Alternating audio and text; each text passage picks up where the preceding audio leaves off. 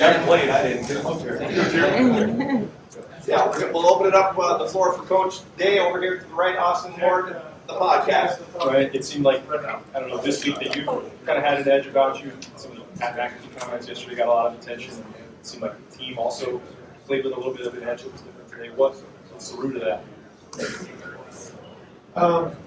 There's probably a lot that goes into it, but that's the way you got to play the game of football. That's the mentality we have to have. You know, we know that we want to be playing our best football. We also know what was at stake. If you don't win this game, there's no chance to go to the Office and play the Big Ten championship. And that's real. And we've had that approach here for a few weeks now, and more than that. And I got to say, I thought the crowd was awesome. I thought our guys played with great passion. I thought the two of them just, played off each other the entire game. I think the fact that they had to go to a silent cadence didn't make a difference in this game. It certainly did. They tried to clap early. They couldn't. They went to the silent cadence, and that made a huge difference. So give the fans so much credit. I thought they brought great energy. I thought during Caleb's return, it was one of the loudest I've had it in a while. And, but our guys just played with the chip today, and that's when we got to play the game full. Over to the left, Rob Oliver, Columbus Dispatch. Yeah, Ryan, you head to Vegas right after this. You guaranteed a punt return for a touchdown in the game for promotion. What did you see there? And was there ever a question of him not returning in terms of injury or the risk reward there? Yes. Oh yeah. We take everything into consideration. We made a decision a couple weeks ago that we felt Caleb,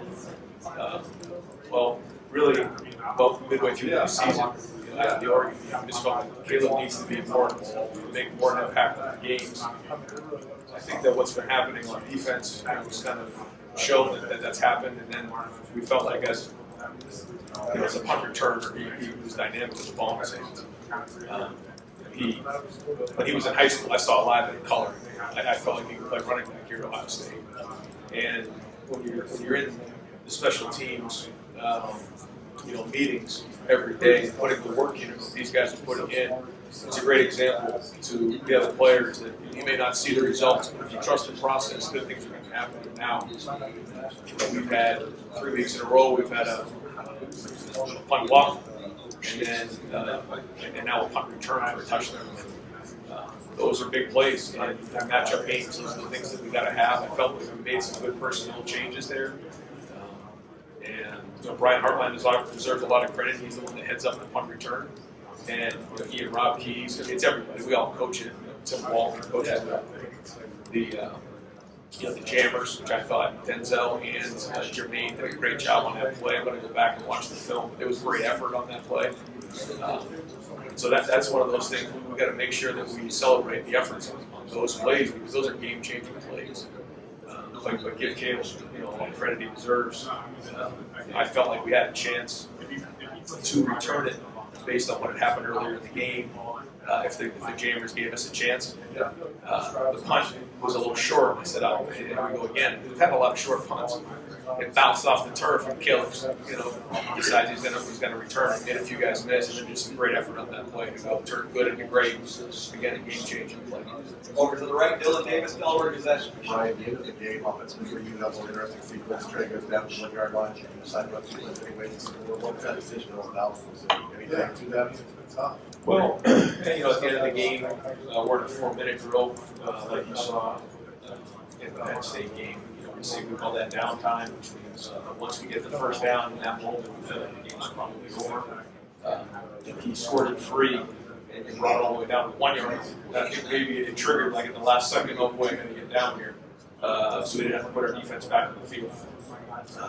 Then we decided to at least go 45 seconds off the clock. We're on the 1 yard. We just felt like we were going to put an exclamation point on it.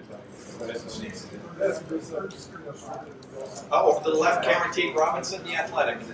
Ryan, there's a lot of talk about Indiana being the most explosive passing offensive play since the Oregon game. What can you say about the game plans Jim put together, or just what the defense did that seemed to rattle first one?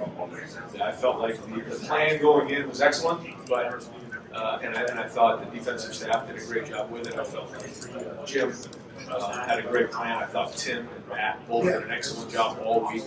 I thought Larry's guys played with their hair on fire. I thought James did a nice job. So I think everybody on the defensive side deserves credit. But like we talked about this week, this game is played by players, not coaches. It's about players, and our players played hard today. And I felt like the defensive line won the line of scrimmage. I felt like we got after their offensive line in terms of getting in the backfield. I thought our guys in the secondary covered well because we knew they were going to take shots down the field. We still have too many of these pass interference calls that we got to get cleaned up. That's just the truth. But I thought the linebackers, at least it looked like on film, were timing up the blitzes really well and getting in the backfield. Over to the right, Stephen Means, Cleveland.com. Right, I know you want to celebrate a win like this as much as possible, second time of the season, but now comes the game that a lot of the people in this roster came back from, including some guys in this room. How do you quickly make that turnaround and get ready for the Michigan game? Yeah, well, it's just that we know we need to at least celebrate and enjoy the win, but it's not going to be a late night. We all need to get to bed. We need to get our rest. We need to enjoy it. You can't just have a top 5 win like this and just move on. I admitted it hit 0-0s on that clock. It was on. We know what's coming and how important this week is for everybody in the state of Ohio, Buckeye Nation. Most importantly, the team and our obligation to play really well next week and win that game.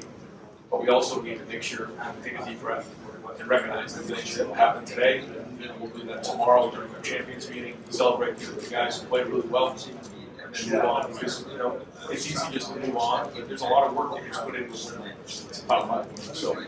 So we'll get some good rest tonight. Make sure we get to bed early, and then we'll wake up tomorrow and make sure we get back to work. Folks, we're going to do 2 more questions with Coach Dave, and we're going to bring Caleb up for a handful of questions, and then Will.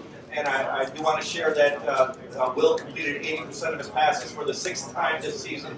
That's a single season and a career record. No other Ohio State quarterback's ever done it. Spencer Holbrook, Letterman Rowe. Yeah, on that subject, Will started his 14 really seems what do you say for the next preparation that makes him get off to these starts? Whether it's really in season 10 or 10, I think he's had 3 or 4 of those, and today 14. What do you say that makes him so good? I think Buckeye Nation is now seeing after 11 games, this guy is a winner. He's tough. He cares about his teammates. He's a leader. It was a tough spot. This week we lost Seth in practice, and he, along with the offensive line, Donnie, Josh, really just raised the spirits of everybody.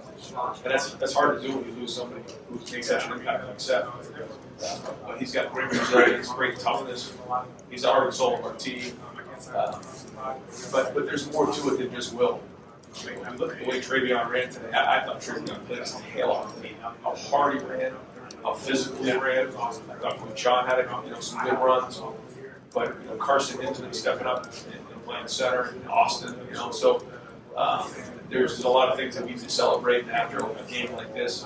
You feel like you want to make sure you recognize those guys, but like somebody said, it's going to be on the next game quickly. We got to learn from it, keep growing, because there is some things coming out of this game that I wasn't very happy with, especially the way down the red zone, don't get in early on. We have a turnover there in the red zone, and that could have been a whole different score at halftime. That was not good, but we were resilient. The crowd just kept swinging. It was awesome. You could just feel the crowd. Like there's no way this thing's going to go any other way, and that's kind of how it all played out. Final question for Coach Dave. Bill Rabinowitz, Columbus Dispatch. Just kind of talk about a little bit of a major storyline with the offensive line coming into this game. How do you think it held up? Run game wasn't spotty. No stats.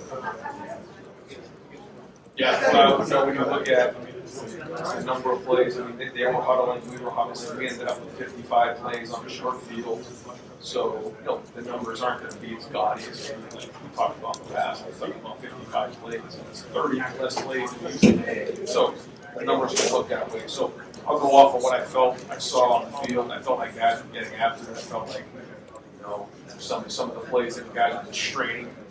And this style of defense, there's people working every play and shifting, changing the fronts there were times where there were free guys in the hole, and I thought running backs, ran downhill. But the game plan was that, there might be a couple free guys, near the line of scrimmage, but we were going to come off the ball and not play hesitant, trying to figure all that out. I think they played hard, and I thought they protected well. Wilson, pass protection. Coach,